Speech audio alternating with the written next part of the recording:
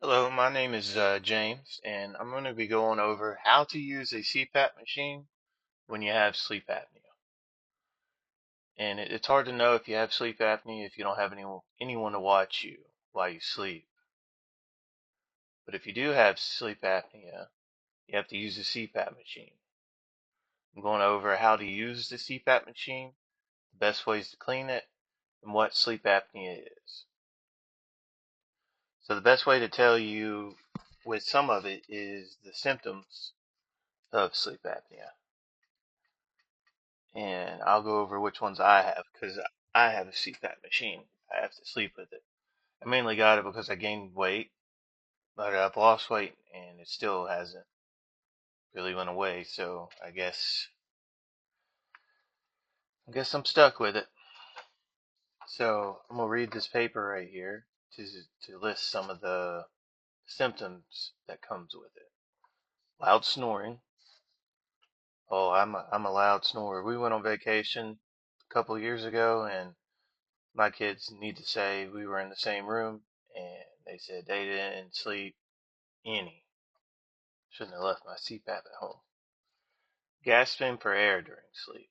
So the thing is you're gasping for air is because your tongue blocks your airway, and it makes it where you can't breathe. Morning headaches. I get those all the time. I have migraines every day because of sleep apnea. Trouble staying asleep, known as insomnia. There's days where I can't sleep.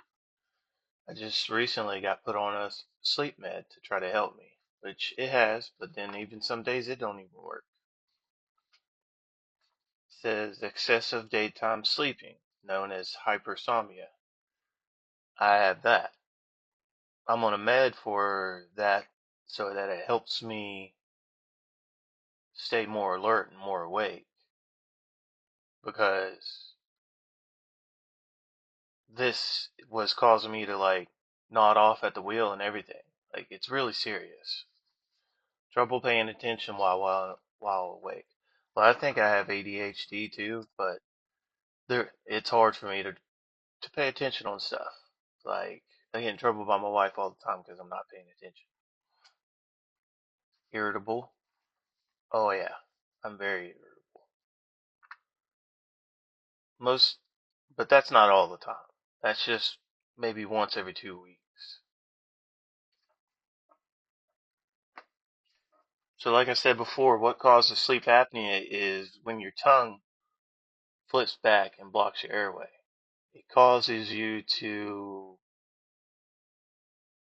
not be able to go into your deep sleep. So like if you're not ever remembering any of your dreams, there's a good chance that you have sleep apnea. Sorry, somebody called me. And like you'll gasp for air in the middle of the night, you'll snore real loud. And if you don't remember any of your dreams, it's usually because you can't get into that deep sleep mode. Like I had troubles with that a lot. I never had any dreams. And as soon as I got on the CPAP machine, I was having them left and right. It does cause you to wake up if you're waking up in the middle of the night a lot and it's not because of other issues, it's probably because of sleep apnea.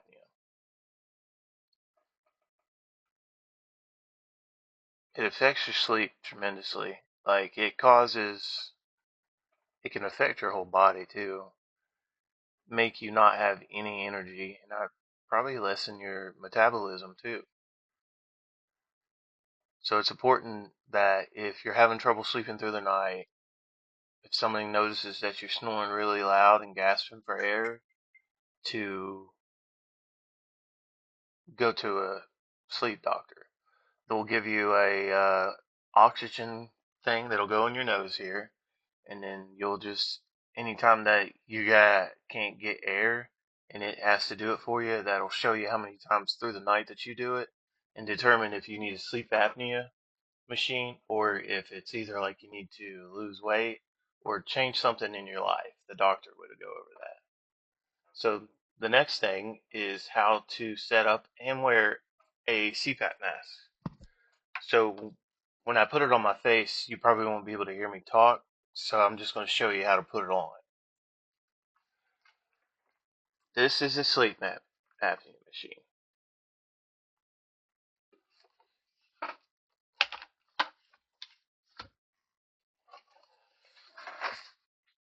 This is the mask.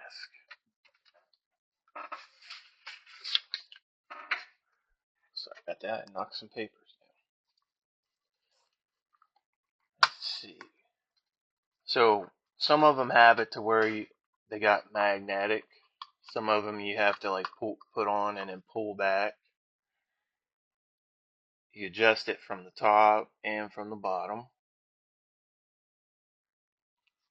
And then, so I leave one off whenever I go to put it on. And with this type of machine, it automatically starts working. I don't have to hit no power button anyway.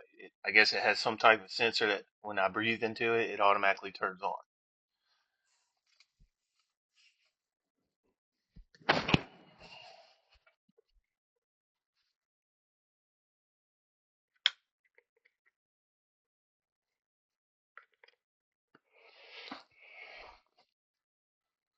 So the air turned on for me. It's already doing. And then it has a spot up here where the air releases, like the carbon dioxide, because that wouldn't be good for you to be breathing in and out that all night. This is how long the hose is.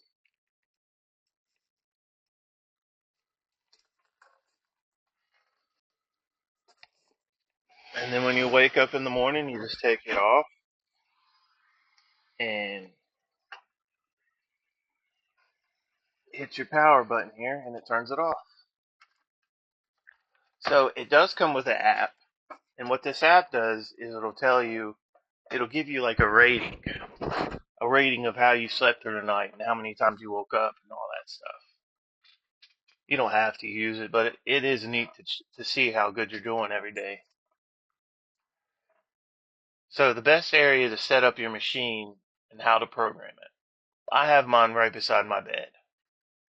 I have a table beside it. If you don't have a table beside your bed, I would invest in getting something.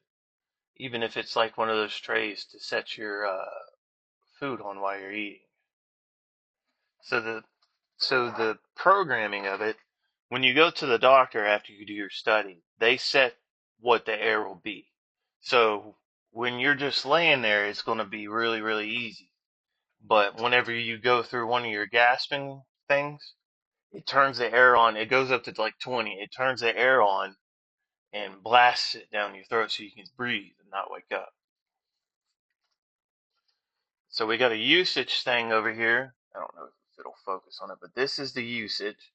And this is, it's got a mask where you can adjust stuff. Let's go to home. So we got my sleep view on the right, and this is how to adjust your stuff. My options. So it's got a ramp time. You can preset it or do it manually to preset how often you want it to do it. You got a humidity level. So the humidity level is for whenever you have the water in here. So it has a mask setting on it too. The mask setting is because there's like 3 different designs of masks. You got ones that go over your full mask, ones that'll just go right here on your nose, and then some that go on your nose and cover your mouth. But it's not like the full mouth, it's just like right here. I use this one because it's easier to get adjusted to it and not have any issues with it. So how to adjust your mask and what size to get. So this is a medium, and they have large, medium, and small. To put the mask on, it usually comes with attachments. They're a tight squeeze. And you put this side into the hose. You just push down on it, get it real snuggy. And like I said, these are where your mask goes so it hooks. You adjust your mask with these. You don't need it too tight, but it doesn't need to be loose enough that air sneaks out, because the noise from it will keep you up. This is for on top of your head to adjust it. If you get headaches easy, keep it loose, because the pressure on your head right there could, with the mask, could really affect you. So you got to know what size to get. You have to base it off how far your nose is up and down to here. So I wear a medium. Recently I got a large because I wanted to see if it was better. It was not. It was too big and it was harder to keep a good seal. If you're a very small person, then small would probably be the best way for you. But me and my wife are both on mediums. To control your breath. How to control your breath when it makes you feel like you can't breathe. So the thing is when I first put this mask on, it kind of like freaked me out a little bit. But the thing is you can't overthink it, and that's what I was doing.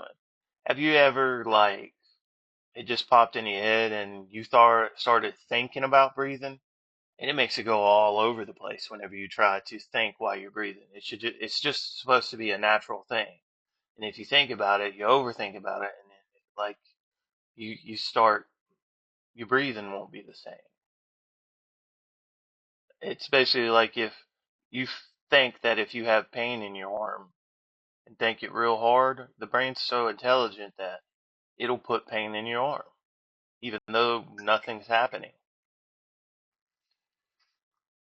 How to clean your cpap machine. So you need to soak it in vinegar and water, is what they say,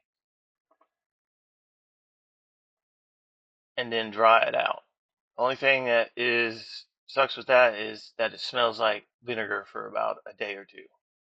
I can't stand the smell of vinegar, so it's hard for me to do that. Now they do sell these cpap like sprays where you can just spray it through it and do it.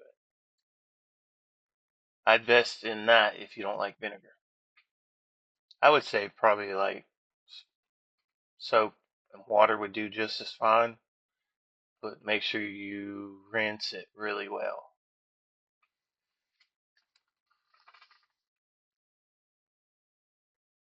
So if you don't clean it on a regular basis, it can keep bacteria in the hose. It could get black mold, or you could have wore it when you were sick one time and then just keep getting yourself re-sick every time. That's never good.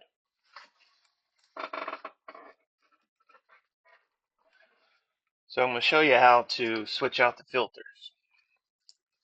Put the mask down. So right here is where the filters go. I don't know if you can see it or not. That's where the filters go. So you open it, and then it's just a little thing.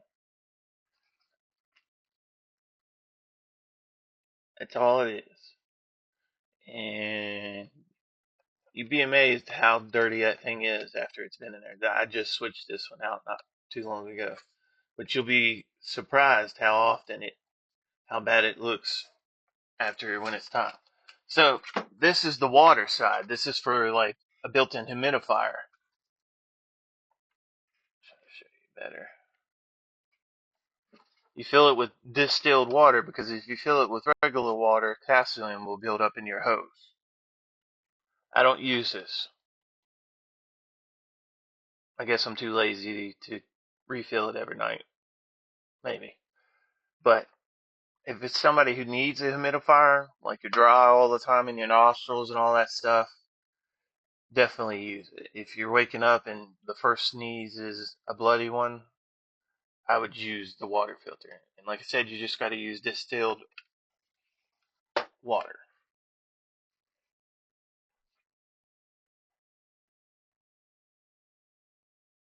So we've went over the symptoms and what it can cause, what is sleep apnea and what it causes you to do. We went over how to set up a CPAP machine, and we went over the adjusting of the mask and size. We went over how to clean your hoses and mask, which they have a mask like wipes you can get too. That would come in handy. I don't know how much they are though. And we went over how to control your breathing, because if you don't control your breathing, you'll never be able to use the mask. And we went over how to set it up the proper way, what the parts that come with it are, like the water humidifier and the filters that are in it. Because if you don't change that filter, once it gets dirty, just all the nasty stuff will just come through the night, and you'll you'll get sick all the time. Well, that was how to use a CPAP machine and when you have a sleep apnea. I hope it helped you. Having sleep apnea has changed my life, and the CPAP really helped it. And I just really hope this helped you. Y'all have a great day, and my name is James.